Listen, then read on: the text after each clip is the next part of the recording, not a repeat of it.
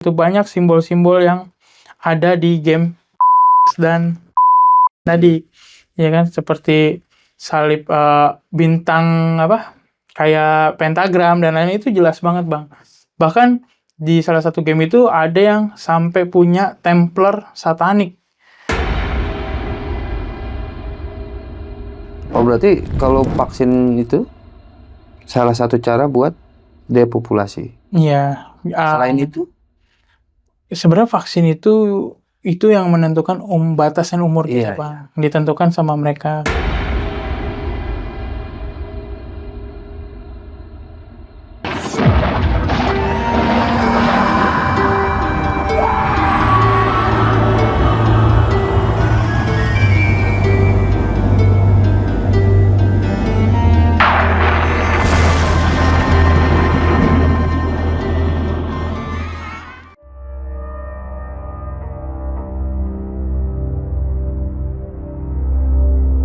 Mau nggak kembali lagi kepada kita? Kalau kamu mau, ini ada kontrak, silakan diisi. Waktu itu kontraknya memang saya buka, Bang, di situ. Dan dia juga bilang, di sini kami menawarkan kalau kamu mau, ya kan, kamu bisa dapat $500.000. Nah, gue pernah denger nih, Bang. Nah, baca gue di medsos. Jadi di Amerika itu ada orang yang nyulik anak kecil, kurang lebih umurnya 10 tahunan lah ya. Jadi mukanya itu diambil Iya. buat anggota yang pengen awet muda. Apa itu benar begitu? Itu benar, Bang. Sebenarnya 2026 ini bisa dibilang gerbang mereka sih. Awal mula semuanya itu akan terjadi di 2026 ini. Ya, saya di sini bukan meramal, saya juga di sini bukannya seperti apa gitu, tapi ini kita berbicara dengan sesuai fakta yang pernah saya alami aja, Bang. Sesuai pengalaman saya itu. Saya melihat agenda-agenda mereka, ternyata wah, pas saya lihat itu memang ada buku-buku agenda gitu, Bang. Ternyata mentoknya cuma sampai 2030. Apakah, saya nggak tahu nih apakah ada kelanjutannya, apakah belum selesai waktu itu. Cuman berdasarkan pengalaman saya baca, ya ini sudah saya kasih tahu juga di podcast karena akan terjadi ini 2026 ini, Bang. Jadi yang pertama tuh mereka masih tetap harus mencari target untuk penyesatan itu sendiri. Terlebih target mereka adalah anak-anak muda, ya kan, anak-anak muda. Dan tanpa kita sadari, kita ini udah mulai masuk ke dalam lingkaran mereka, ya kan. Mereka itu tinggal ngejalanin sistemnya aja. Ngejalanin sistemnya seperti apa dan bagaimana. Bahkan mungkin Abang pernah tahu dulu, ya kan, sebelum ini ada kejadian yang kornea mata tuh, Bang. Yang tentang kornea mata, yang orang-orang dikasih uang. Nah, iya, retina, kornea mata ya, retina itu, Bang. Itu kan sebenarnya sangat berbahaya sekali. Karena apa? Yang harusnya tahu tuh hanya diri kita. Ya kan, kalau kita menjual dengan harga 800 atau 700 ribu, itu yang akan terancam adalah bukannya lagi data kita, tapi jiwa kita juga. Karena orang-orang itu udah yang secara dibilang ya, orang-orang yang akan berkorban gratis. Cuma 800 ribu? Cuma 800 ribu. Bahkan kalau orang-orang satanik di sana, ya kan, karena retina itu bisa dibayar, itu puluhan SD, Bang. Bahkan sampai ratusan SD. Udah nggak main rupiah. Jadi jual 800 ribu udah sangat-sangat murah sekali, Bang. Bahkan yang sangat mengerikan lagi nanti ke depannya, ini bukan menakut-nakuti ya, tapi biar kita terus aware gitu. Sudah dimulai dengan peperangan yang awal, pemicu, ya kan, pemicu peperangan. Ini udah dimulai gitu, Bang. Kalau kita tahu juga baru awal kemarin ada kejadian kasus. Ya mungkin ini beritanya ada kubu sebagian sini, kubu sebagian sini. Cuman saya mau bilang, kita lihat lagi negara yang mana yang melahirkan satanik itu. Satanik itu masih ada berdiri sampai sekarang. Jangan jadikan agama itu menjadi tameng atau pelindung. Tapi di saat tameng dan pelindung itu sudah selesai tugasnya, mereka tinggalkan dan mereka balik lagi kepada hal-hal yang mereka biasa lakukan di sana, kayak gitu Bang. Dan dimulai super flu, ya kan. Kita menghadapi itu nggak perlu yang seperti apa-apa, ya kan. Tetap berpegang teguh aja sama Tuhan, ya kan. Kita punya agama, jalani agama kita, udah gitu aja. Berpegangnya udah, kita percaya aja kalau bumi ini semuanya udah diatur sama Tuhan aja, kayak gitu. Kalau manusia-manusia itu cuman menginginkan kekuasaan yang nggak henti-henti, keserakahan. Bahkan juga di nextnya juga yang saya lihat itu di 2030 juga nanti akan ada namanya vaksin kembali. Kalau yang kemarin kan vaksinnya sempat gagal. Kita tahu Bang, namanya orang biasa bongkar motor gitu ya, atau orang yang biasa bongkar elektronik, terus disuruh ngobatin orang yang sakit, ibaratnya sakit kanker, sakit tumor, itu apakah nyambung apa gimana gitu kan, nggak mungkin kan. Kayak orang nih sakit, oh ini businya harus diganti kan, kayak gitu jatuhnya ya kan, karena nggak ada pengalaman, tiba-tiba dia punya obat, itu gimana. Dan itu sangat-sangat berperan sih, dia emang salah satu dibilang ketuanya itu dia Bang, yang akan menjalankan itu. Makanya di balik itu juga ada pendanaan yang kita tahu lah, Rothschild dan Rockefeller yang akan bergerak itu mereka udah menyiapkan itu sampai segini. Dan teman-teman, kalau saya masih sehat walafiat, teman-teman minta doanya. Ini bukan jadi podcast terakhir. Enggak lah, mudah-mudahan aman. Iya, seperti ini pakai sama Tuhan sih, kayak gitu sih Bang. Oh berarti kalau vaksin itu salah satu cara buat depopulasi. Iya. Selain itu? Sebenarnya vaksin itu yang menentukan batasan umur kita Bang. Ditentukan sama mereka, karena nggak semua vaksin itu, mohon maaf ya, nggak semua vaksin itu baik. Ada juga efek samping. Kita tahu namanya vaksin, ini obat loh gitu Pak, vaksin loh, kok ada efek sampingnya, itu udah janggal juga sebenarnya. Dilihat dari situ udah janggal, ada pengentalan darah dan lain-lain. Makanya hal-hal yang kayak gitu kan kita harus perhatikan juga. Dan juga ada namanya program-program mereka yang nanti itu udah diatur Bang, ya kan, diatur kayak pendidikan, itu semuanya. Dan salah satunya itu ya si ketuanya itu tadi, si Montir Gadungan itu, yang kita tahu lah namanya BG itulah, singkatnya BG ya, singkatannya pintu ya. Pintu. Jadi si pintu itu ya kayak gitu Bang, kelakuannya dia begitu. Dia udah menyiapkan itu bahkan jauh sebelum ini ya, dia udah disiapkan semuanya. Bahkan dia sendiri pernah ini ya, buat teman-teman juga lebih aware, bilang kalau ke depannya dia itu nggak mau lagi main seperti ini, tapi dia itu maunya bertani dan berternak. Itu juga udah salah satu kode dari mereka. Kenapa bertani dan berternak? Kita akan dalam fase ini Bang, nanti makanan itu sulit, dipersulit ya. Makanan tuh dipersulit, minuman tuh dipersulit, ya kan, bahan pangan segala macam, bahkan itu sampai chaos. Makanya mereka tuh mikirnya, yaudah nanti gua mau bertani sendiri biar mereka bisa bertahan hidup dengan sendirinya. Karena dia udah tahu semuanya. Udah tahu ke depannya seperti apa. Bumi ini udah disetting sama mereka. Tuhan itu baik nih. Tuhan itu sebenarnya nggak. Kenapa ya? Kan banyak ya yang nanya juga. Kenapa Bang Tuhan nggak musnahin orang-orang itu? Iya. Ya kan, banyak yang nanya kayak gitu. Nah sebenarnya Tuhan itu mau tahu siapa yang taat, mana yang enggak. Siapa yang bisa bertahan dengan keyakinannya, siapa yang enggak. Tuhan itu bukannya nggak mau. Sebenarnya bisa aja Tuhan tinggal selesai rata, ya kan. Tapi Tuhan nggak begitu caranya, ya kan. Tuhan mau lihat siapa yang akan bertahan sampai garis akhir. Makanya pertahankan yang keyakinan kamu sekarang ini kepada Tuhan, gitu Bang. Dan juga sebenarnya yang tadi gue bilang nih, kita udah dalam lingkupan mereka gitu. Bahkan dari yang akan saya bahas nanti, yang 7F ini juga berkaitan sama apa yang anak-anak muda sekarang gandrungin. Iya, contohnya kayak mungkin, mohon maaf ya, di negara Asia kan ada tuh yang terkenal banget ya, di negara gingseng, tentang, mohon maaf ya, K-pop.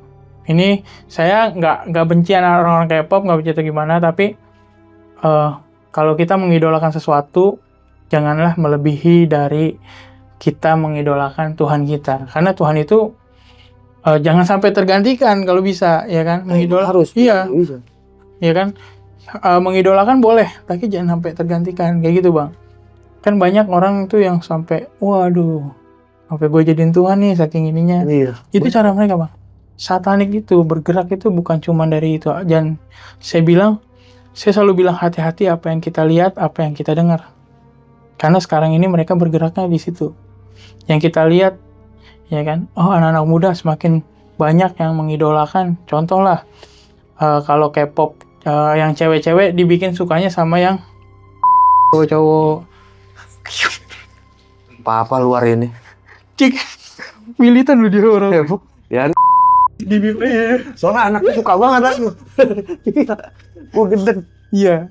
Itu ada koreografinya. Iya betul. Dan nanti kita bahas tentang di bahasa satanik itu yang saya masukin. Iya, itu ada yang menunjukkan jelas, ya kan, one eye. Terus ada yang begini, tutup mata satu. Pokoknya banyak lah gitu. Itu koreo-koreo yang dipersembahkan kepada Tuhan gitu bang. Angka-angkanya ya. juga ya. Dulu itu kalau di saya Alkitab itu nulis Daud itu menari itu untuk Tuhan, ya kan? Tarian itu untuk Tuhan, dan mereka juga punya tarian itu malah untuk si iblis itu. Ya kan, mereka menari untuk si iblis, untuk meninggikan si iblis dan membagikan itu ke kita. Hati-hati bang lewat situ. Itu ada mantra tersendiri. Makanya orang tuh gampang, oh iya ya, gampang kayak, oh ini orang kok karismanya beda atau gimana. Teman-teman yang mungkin bisa melihat gitu pasti tahu siapa aja yang di belakang yang bermain dengan iblis.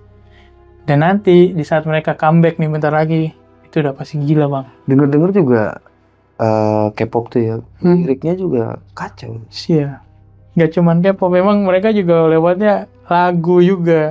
Selain lewat ibarat tari-tarian, lagu juga. Coba bang, bandingin aja lagu yang bener yang rohani nih, atau di versi abang ada nih mungkin lagu muslim gitu ya, atau gimana. Itu bahkan sampai kalah bang. Orang-orang kayak anak-anak kecil tuh gampang mengingatnya lagu-lagu dunia itu. Karena lagu-lagu dunia itu disisipin namanya mantra bang. Mantra itu bisa dari instrumen, bisa juga dari perkataan yang nggak kita mengerti. Dari tadi lu nyebut 7 F bang, 7 F ya? Ya. Itu apaan sih bang? Gue penasaran banget. Sebenarnya 7F ini adalah strategi sih bang, strategi dari satanik ini untuk menyusupkan ajarannya, ya kan, perlahan-perlahan mungkin agak sedikit mengagetkan sih, karena tapi ya ini faktanya seperti ini. Saya akan bacakan mungkin nanti penjelasannya dikit-dikit dulu ya bang. Saya sebutkan dulu poin-poinnya. Jadi F yang pertama itu adalah finansial. Keuangan. Dari keuangan bang. Kita tahu mereka itu berkuasa lewat keuangan itu ya. Di saat kita nggak ada, nggak punya uang, mereka rekrut kita nih, mau nggak lu? Gua kasih duit. Pasti mau bang. Misalkan apalagi kita yang udah percaya sama Tuhan, yang rajin apa ibadahnya, terus tiba-tiba kita ambruk, pasti gara-gara uang, ya kan? Iman percaya kita bahkan goyah lewat uang. Terus yang kedua ada food bang. Makanan ini terlintas mungkin, orang makanan yang biasa gue makan gini. Nah, kita bandingkan orang zaman dulu sebelum ada makanan-makanan ini bang. Umurnya jauh lebih panjang. Mereka ini udah memasukkan contoh lewat MSG, junk food, ya kan? Itu kan sebenarnya makanan yang memperpendek umur kita gitu bang. Ya selama ini kan Tuhan udah kasih kayak ini tanaman tumbuhan yang boleh kamu makan, ya kan? Kamu udah dikasih ini, tapi mereka malah nyiptain ya, oh nih gua kasih nih yang enak, yang lu bikin lu ketagihan. Dan yang tadi saya bilang, hati-hati apa yang kita makan adalah salah satu support buat mereka. Dan yang ketiga adalah film.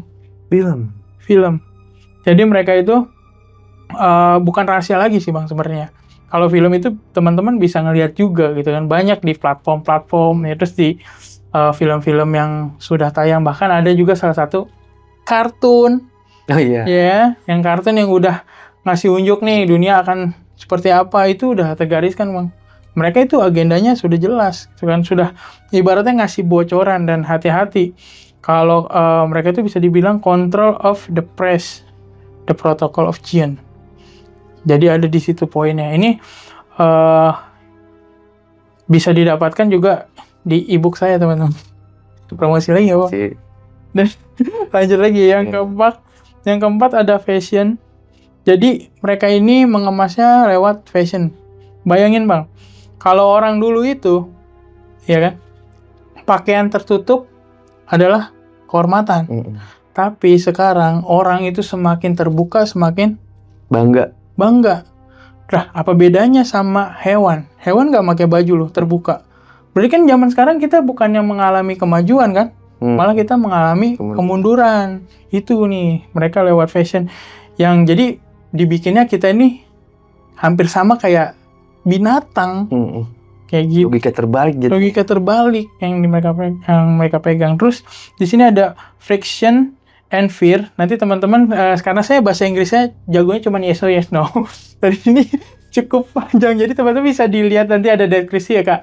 Di sini ada, jadi teman-teman bisa baca juga. Ini adalah salah satu tentang toleransi sih Bang, lebih tentang toleransi. Jadi friction and fear. Iya, friction and fear.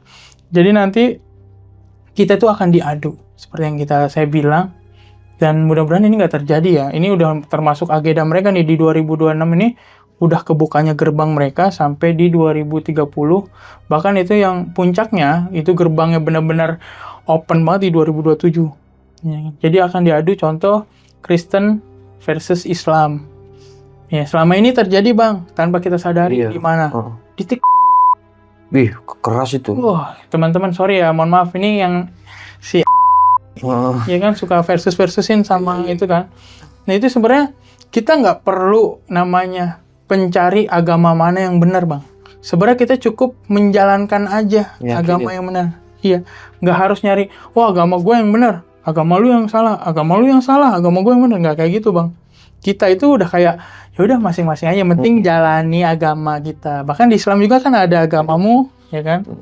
Kayak gitu sudah menjelaskan, dan di kami juga sama Bang. Malah Tuhan kami nyuruh mengasihi, bukannya harus menuduh ini enggak gitu. Itu yang akun itu tuh kacau banget emang. Nah iya makanya, apalagi dia ada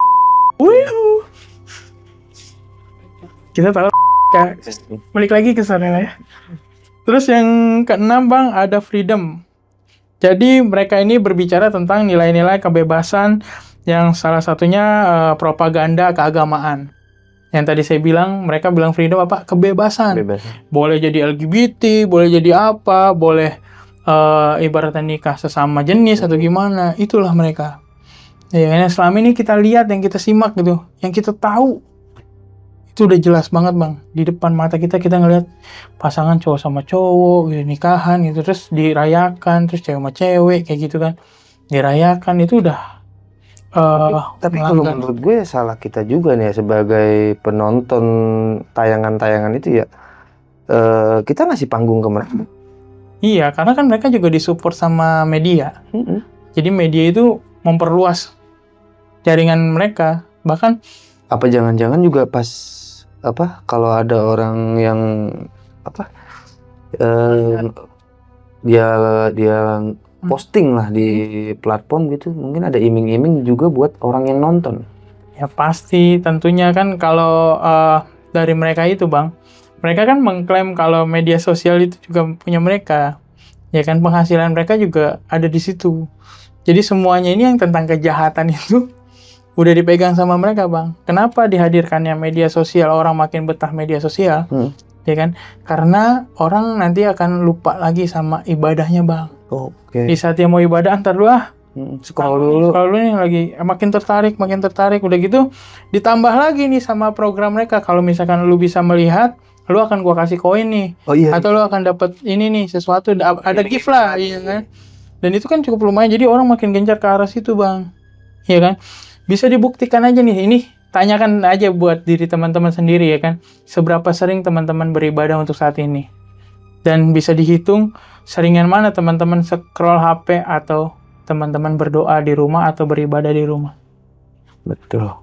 Di saat teman-teman berdoa mungkin ya 10 menit udah ngerasa malas banget gitu kan. Padahal gue ya 3 menit. 3 menit malesnya lamanya belum prosesnya. Tapi kalau bisa berjam-jam, sorry kesebut, kalau misalnya di media sosial bisa berjam-jam gitu Bang. Bisa sampai malam lagi, bahkan sampai ketiduran dan lain-lain. Itu bahkan sekarang udah jadi notisnya kayak nggak main, jadi kayak obat tidur gitu media sosial itu. Ya kalau nggak Makan main juga sambil iya makan, ya kan, menghindari itu kan. Yang tadinya kita di meja makan harusnya ngobrol sama keluarga dulu Bang. Iya. Zaman dulu mungkin di tahun 1907 ke belakang lah yang belum ada media sosial dan handphone gitu. Ya sebenarnya kita ini sekarang merasakan zaman yang kemunduran, ya bilang zaman kemunduran sekarang ini. Makanya seperti itu. Dan mungkin saya lanjut lagi yang terakhir nih Bang ya. Oke. Ini yang cukup yang bikin wah gitu kan.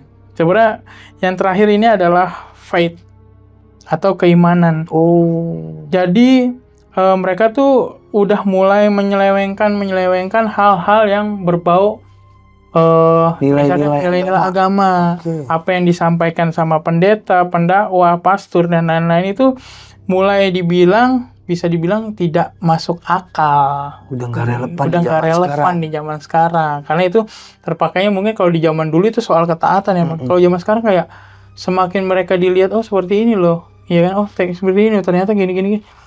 Ya orang makin nggak kayak susah juga mungkin kalau jadi sekarang untuk para pendakwah atau ustadz atau pendeta dan lain-lain gitu Bang. Mungkin ini tantangan mereka cukup berat juga karena menghadapi eranya di mana mereka harus berbicara apalagi di depan anak-anak muda gitu ya yang sekarang lebih melek teknologi dan segala macam. Kalau mereka berbicara terus tentang hal yang di belakang itu nggak bakal masuk gitu kan. Tapi kalau mereka mau pelajari yang di depan, takutnya mereka melenceng. Kayak gitu. Jadi serba salah itu yang tadi kita bilang 7F itu teman-teman, dan teman-teman silakanlah kalau mau baca gitu kan atau secara langsung. Ngomong-ngomong soal pemuka agama di luar nih Bro, gue pernah dengar ada pemuka agama itu yang ngelegalin LGBT. Nah tadi kan lu sempat ngomong juga tuh ribet juga buat pemuka agama, sedangkan pemuka agama di sana aja udah masuk angin. Nah gimana tuh? Ditambah lagi nih ya, ada lagi nih, gue pernah denger di universitas di daerah yang terkenal religius. Di situ kalau kita mau daftar nih, ada kolom pilihan gender laki-laki, perempuan, dan di situ ada itu gimana tuh? Fenomena masuk anginnya mereka tuh. Itulah tanda-tanda mereka itu sudah memasuki beberapa poin dari agenda mereka sih. Berarti mereka kan udah berhasil bisa menyusupkan itu. Bahkan ya. Gak usah kaget lagi. Bahkan nanti negara ini akan hanya mempunyai satu kekuasaan. Ya kan? Mereka yang mempunyai satu kekuasaan. Jadi semua dunia ini akan dipimpin hanya dengan satu kekuasaan. World order. Yes, kayak gitu maksudnya. Jadi nggak bisa tuh orang-orang ngomongnya ini nggak bisa, ya kan? Harus udah masuk ke tracknya mereka, ya kan? Dibilangnya apa? Kita harus menghormati. Lah, apa yang harus dihormati? Kok dosa dihormati? Kayak gitu, ya kan? Agama mana yang mengajarkan kasihilah sesama jenis? Nggak ada. Atau nikahilah sesama jenis? Coba kasih tahu ke saya kalau bukan cuma di satanis doang yang ada. Makanya seperti itu Bang, kita udah masuk di eranya mereka gitu, yang tadi kita bilang. Dan yang membuat kita harus tetap kuat berpegang pada agama kita, lagi-lagi ke arah sana, dan harus tetap ke arah sana. Ya kan, bukan lagi kita melihat dengan menyesuaikan diri kita kepada dunia, jangan. Tapi kita harus berpegang teguh gitu. Kalau kita menyesuaikan dengan dunia kita, apa dunia yang sedang terjadi sekarang, kita akan ke bawah ke sana. Benar. Ya kan? Bahkan yang di Indonesia juga ada yang terbesar juga kan. LGBTQ itu ada di salah satu kota gitu.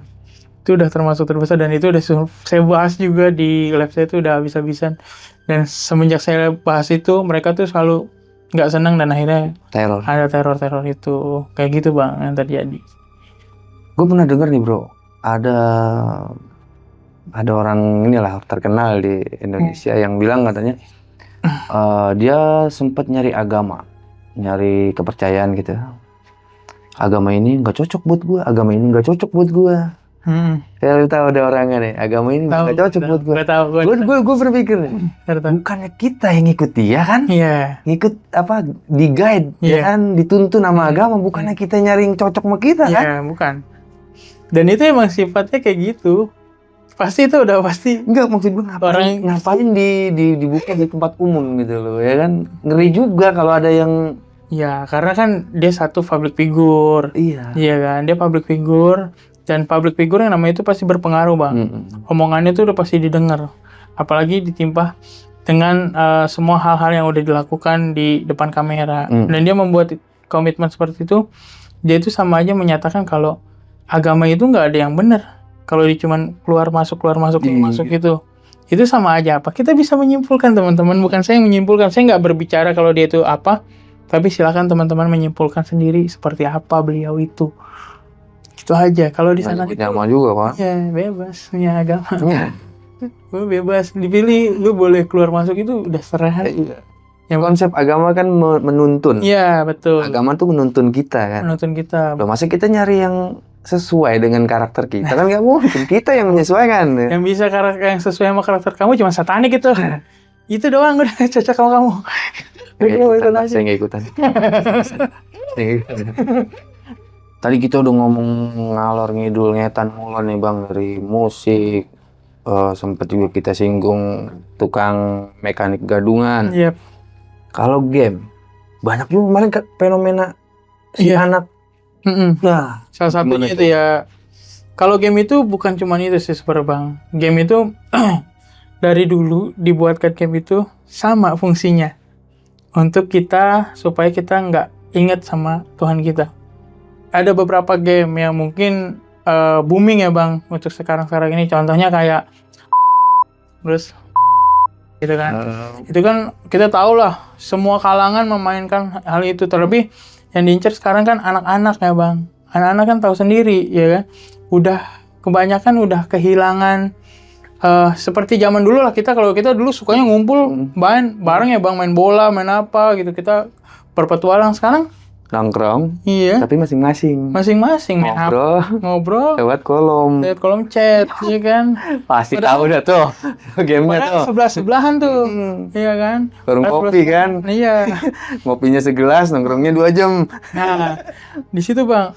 Makanya sekarang itu kita dikasih kenikmatan itu bukannya tanpa alasan, karena ada sesuatu hal yang mau diambil dari kita, yaitu waktu kita kepada Tuhan kita. Dan ini juga Bang, yang tadi saya bilang, saya akan bahas juga tentang kode. Ini masih nyambung sih ke kode rahasia satanik itu. Udah mulai masuk ke dalam game-game itu. Makanya game-game itu bukannya hanya membuat orang tuh jadi kayak main, selesai udah. Kan biasanya kalau kita main bola selesai udah istirahat. Tapi ini kecanduan Bang.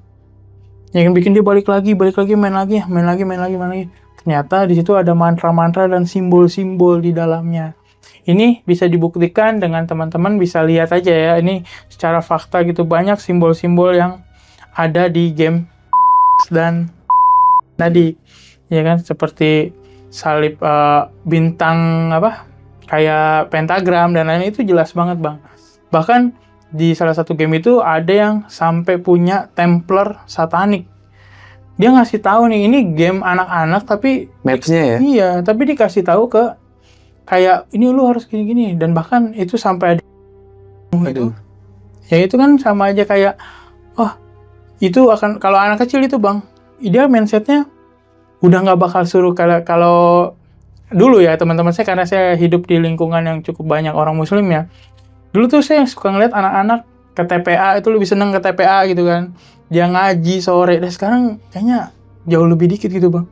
Saya mirisnya karena ya udah, anak-anak gue lebih aman nih kalau di rumah dikasih handphone, ini bisa dilihatin. Padahal itu kesalahan besar. Nah, itu kesalahan orang tua. Dan asal lu tahu Bang, ini faktanya, dan teman-teman juga mungkin udah tahu gitu. Yang kemarin itu ada kasus anak kecil yang ibunya. Itu ternyata habis main game itu. Goblok. Ya. box itu ya. Dan itu terjadi bukan cuman di Indonesia Bang, tapi di luar juga udah lebih parah gitu. Iya, ini kasus yang mungkin bisa dilihat satu ya dari sekian banyak kasus, tapi di luar itu banyak sekali. Bahkan beritanya itu yang di luar itu nggak sampai bang, karena apa? Karena mereka berusaha menutupi. Itu jalur mereka menyesatkan anak-anak lewat game. Iya, kacau banget emang. Kayak gitu. Bahkan yang banyak juga bang, kalau nggak kita sadari nih karena bersinggungan dengan game, ada juga angka-angka yang mungkin sering dipakai oleh satanik di dalam situ.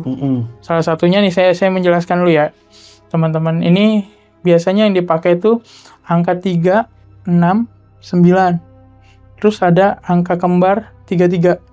Kalau 3 ini dia itu melambangkan tentang kesempurnaan spiritual. Ini versi mereka ya. Terus kalau 6 ini adalah materi dan kemanusiaan. Kalau 9 itu akhir dari siklus gitu bang. Terus kalau angka 33 itu bisa dibilang ini adalah labor tertinggi. Kayaknya mereka juga sering pakai angka 666 itu udah pasti orang tahu lah ya. Udah jelas banget satanik ini. Tapi yang orang nggak tahu tuh angka 3, 6, 9, dan 33. Makanya hati-hati buat teman-teman kalau melihat angka-angka ini atau gimana ya kita patutnya berdoa aja lah gitu kan. Apalagi ini angka-angka ini sering muncul di game-game itu. Ya gitu bang. Berarti kalau misalnya nih anak gue lagi main game apa aja, terus ada simbol itu tuh, gue bilang udah jangan main, ganti aja game yang lain. Nah kalau nemu itu udah lu berhenti, jangan main. Bisa begitu bang? Harus sangat bisa, karena peran orang tua tuh ya sangat dibutuhkan di sini bang. Karena mereka itu nggak bisa mengendalikan diri mereka. Mereka itu belum paham. Ya kan, yang mereka tahu cuman main.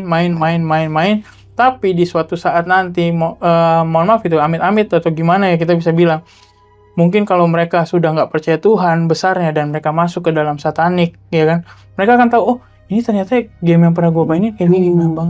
Karena ingatan ini anak gitu. kecil kan ya membekas Iya. gitu kan. Oh ternyata gue bener nih selama ini karena ini ada di game ini. Oh ini simbol ini ada di game ini. Ternyata gue nggak salah. Ya kan. Sementara kalau di agama gue yang agama real gitu, kita lihat di ini nggak ada kok simbol-simbol kayak gini. Malah simbolnya kayak gini-gini. Berarti ini yang nggak bener. Jadi dibikin kebalik. Kayak gitu bang. Makanya orang tua di sini buat teman-teman yang udah menjadi orang tua penting banget berperan sekali gitu.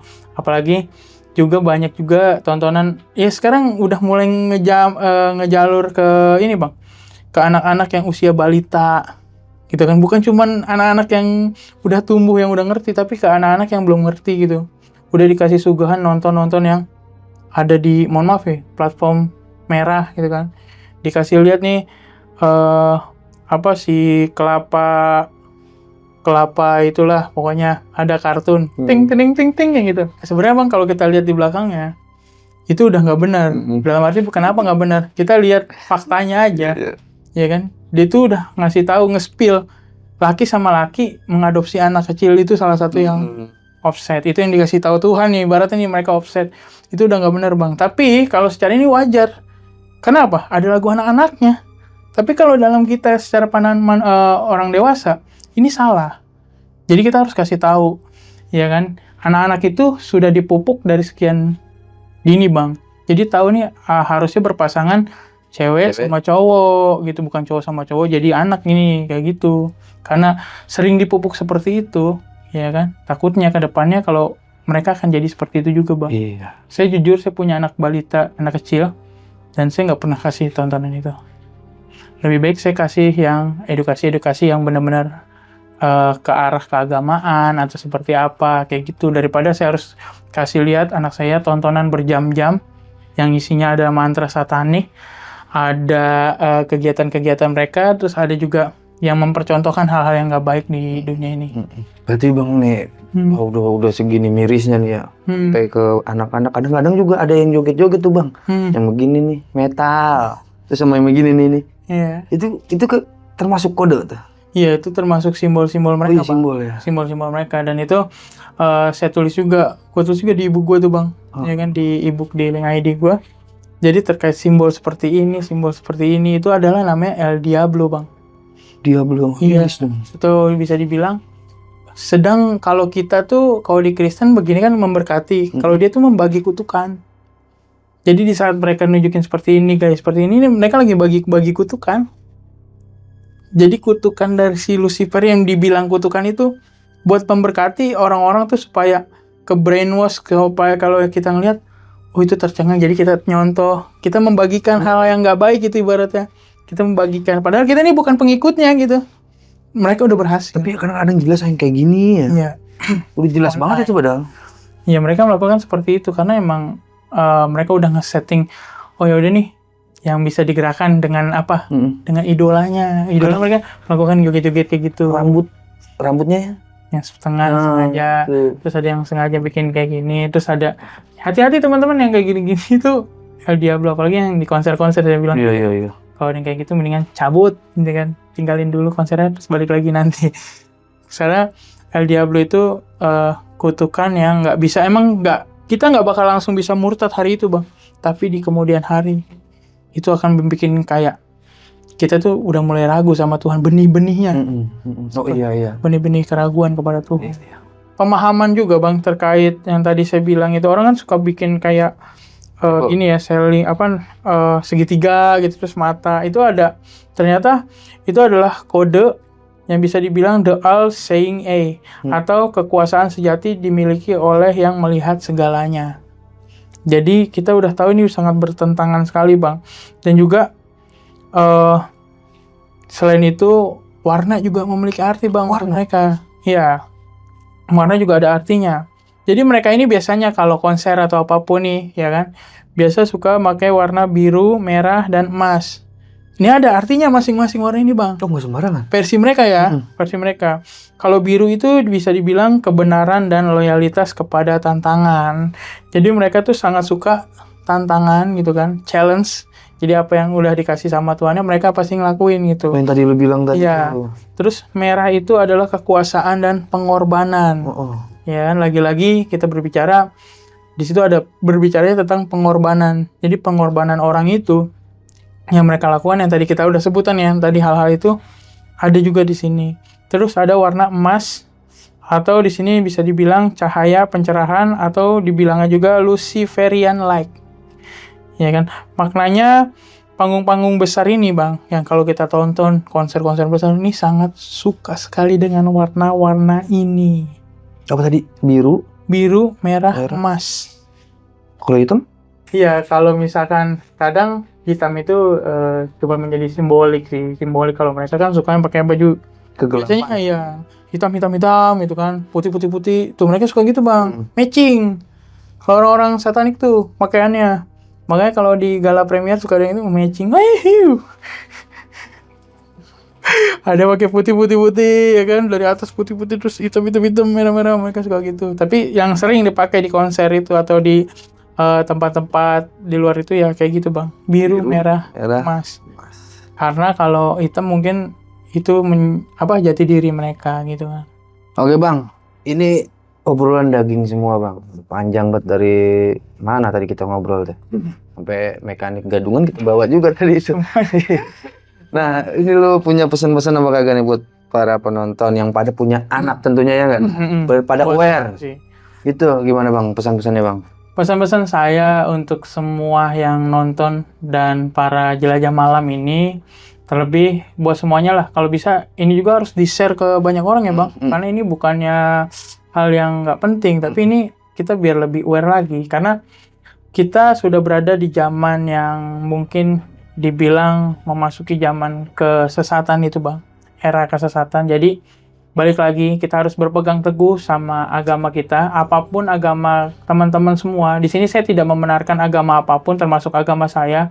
Yang bisa membenarkan itu adalah diri kita, bagaimana kita menjalaninya dan bagaimana kita membagikannya. Terlebih untuk yang punya keluarga, kita bisa mengingatkan anak-anak kita, mengingatkan keluarga kita, papa mama kita atau gimana. Ayo untuk kita sama-sama yuk kita beribadah bareng, ya kan, meluangkan waktu untuk Tuhan lebih banyak lah dibanding kita termakan sama lingkaran mereka. Jadi jangan pernah meninggalkan Tuhan dalam keadaan apapun, ya kan. Ini saya berbicara Tuhannya universal ya bang, dengan semua agama gitu.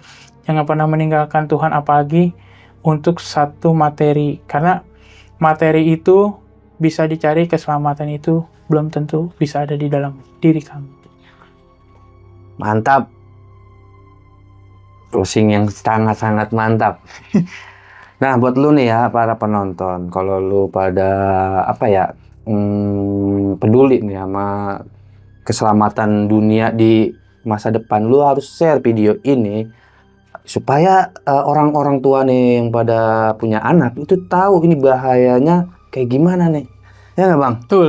Soalnya udah bener-bener ngancem sampai ke balita. Ya. Tuh. Karena ini bukan sekedar konspirasi, tapi ini berbicara tentang fakta. Aduh. Oke deh, kalau gitu kita udah di akhir video. Gue Arul. Saya Rizky. Dilajah malam undur diri. Assalamualaikum warahmatullahi wabarakatuh.